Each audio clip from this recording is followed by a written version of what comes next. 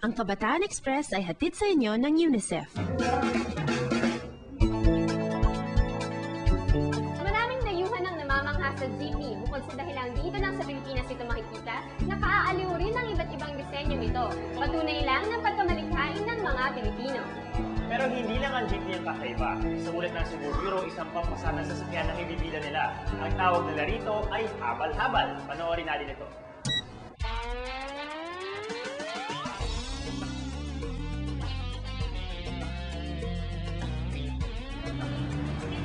Jeep, taxi, bisikleta, bus. Ang daming mapagpipiliang sasakyan para makarating sa ating destinasyon.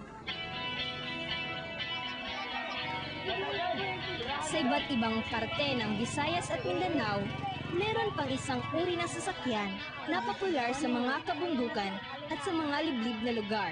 Ito ang habal-habal. Ang habal-habal ay katagang hango sa Cebuano slang na ang ibig sabihin ay straddling o ang pagsakay ng nakabukaka. Ang habal-habal ay walang kaibahan sa ordinaryong motorsiklo, pero dahil ito'y ginagawang pampasaherong sasakyan, kadalas ay higit sa 2 tao ang nakasakay rito.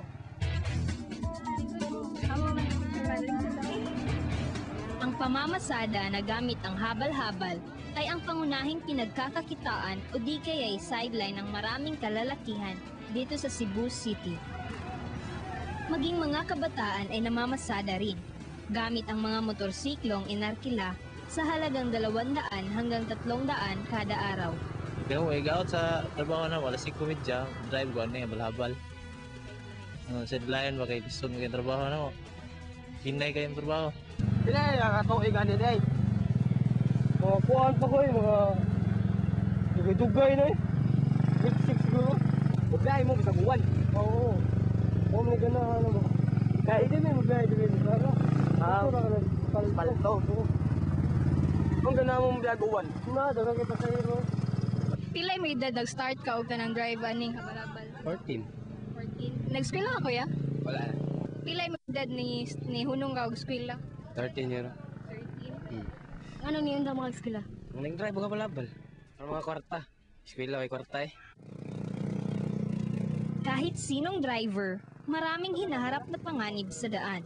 Pero may dagdag pang peligro sa pagdadrive ng habal-habal. Napakarami kasing pasahero. 4 sa likod, 4 sa harap. Overloading talaga. Kaya yan ang mga liko ko, sugat, nakupon ba yun, magungkuan ba, alibag-alibag ang motor, kayo kayo magabangga gani. Ay, kato kayo eh. Mga kang mga pasahero ni mo, ikaw eh, magkabayag yan. Ay kuya, ano yung pag-drive sa habal-habal? Depende sa pag-runay sa kuhaan. Kaya at kagdagan, disgrasya, kasigaran, disgrasya man. Basta magpakiyat at pagdagan. Bali na bitaw hotel. Ikaw? Napilam to kabuwan, usa ka naka-recover mo bagbuan. Buwan dito kapin eh. Ako, lang na sila grupo, kapalit sila ba? O, kailangan sa kakauban, namatay mga ni. Labi na mabuwan ito din, kunting pa. Pero kahit ganon, bakit marami pa rin ang tumatangkilik nito? Para madali kung late na jud ka ba. Kaya ang tricycle, kanang dugay pa gani kay siya kay kailangan pa maghuwat pagpasayro una. Punon pa ang tricycle ba una makalarga din ang kan habal-habal, makalarga na bisan usaray sakay. Kay kon man siya gud kanang dali ra siya sakyan din kuan ka sa traffic gani makalusot-lusot man siya sa traffic.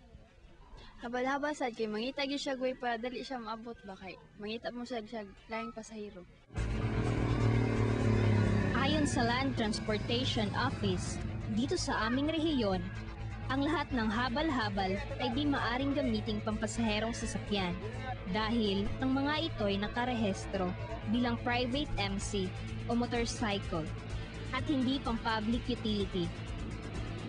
Ayon kay LTO Regional Director Alex Leison, hinahayaan ng mga local government units na pumapasada ang mga habal-habal dahil kulang ng mga pampasaherong sasakyan, lalong-lalo na sa mga remote barangays. Wala daw mga public utility operators na namamasada sa mga bulubunduking lugar dahil malulugi lang sila At dahil lubak-lubak ang mga daan, malaki ang gagastusin sa vehicle repair and maintenance. Ang habal-habal lang daw ang kayang magpabalik-balik sa mga liblib na lugar. Magkaiba man ang pananaw at interpretasyon sa habal-habal, delikado man ay patuloy pa rin itong tinatangkilik ng mga tao, lalo na sa liblib na lugar dito sa Cebu.